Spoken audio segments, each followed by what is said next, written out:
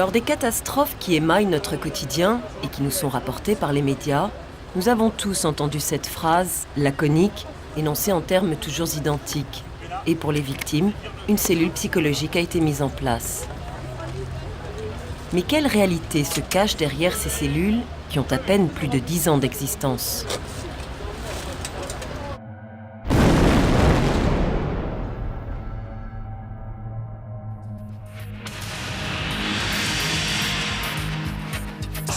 Bonsoir, édition spéciale consacrée ce soir à l'attentat d'hier à Paris. À 17h30, une bombe explosait dans l'une des voitures de la ligne B du RER à la station Saint-Michel. Aujourd'hui, le bilan est de 7 morts et 80 blessés. Visiblement traumatisées, les personnes qui ont pu sortir de la station par leurs propres moyens sont regroupées à la terrasse d'une brasserie de la place Saint-Michel. 25 personnes sont toujours hospitalisées après cet attentat. Le président de la République s'est rendu dans l'après-midi au chevet de certains de ses blessés à l'hôpital de la Pitié-Salpêtrière. À cette occasion, Xavier Emmanuelli a annoncé la création d'une cellule d'urgence pour mieux accompagner psychologiquement les victimes d'attentats. Le président a souhaité que soit mise en place une cellule d'urgence pour l'accompagnement des victimes de catastrophes, d'accidents collectifs et d'attentats.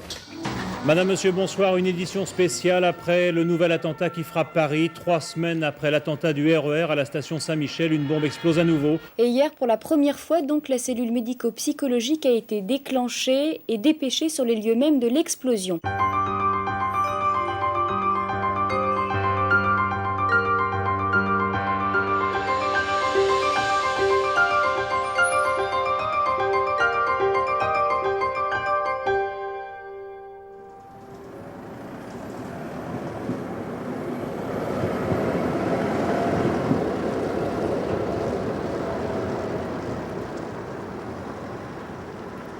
Donc, on va faire un petit peu le point aujourd'hui. Le docteur Thierry Bobet est psychiatre à l'hôpital Avicenne de Bobigny.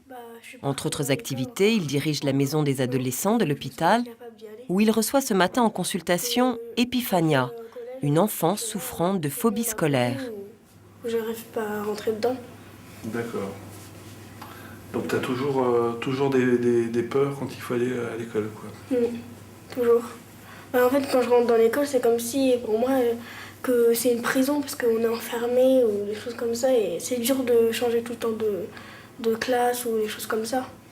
Alors, quand tu es en classe, quand tu arrives à y aller, que l'infirmière t'accompagne, etc., que tu t'installes, etc., et que tu te mets à avoir peur, à ce moment-là, tu as peur de quoi quand tu es en classe ? J'ai peur, je pense de plein de choses. Je pense à mes parents, déjà. Je pense à mes parents, qu'est-ce qu'ils font. Donc le soir, je reste tout le temps avec mes parents maintenant. Donc je vais pas me coucher dans mon lit, je reste avec mes parents. Parce que j'ai tout le temps peur qu'il leur arrive quelque chose ou quelque chose comme ça. Donc, Tu as pas peur qu'il arrive quelque chose à toi ? Tu as peur pour des gens que tu aimes, quoi ? Oui. Parce que mon père, lui, le soir, il reste dans le canapé. Ma mère, elle reste avec lui parce que... comme il a du mal à respirer ou des trucs comme ça, des fois, elle reste avec lui. Et moi, je reste avec eux parce que j'ai peur aussi. Et ton papa, il arrive un peu à te rassurer quand même ? Oui, ça va, il arrive à me rassurer. Mais j'ai quand même peur. Et ça dure pas longtemps.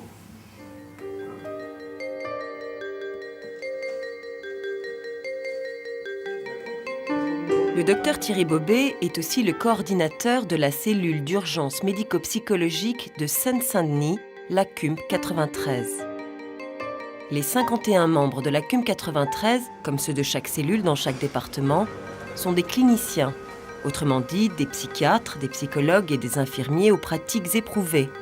Et c'est en plus de leurs consultations, de leur garde et de toutes leurs autres activités qu'ils sont membres volontaires d'une cellule, susceptibles d'être sollicités à toute heure du jour et de la nuit.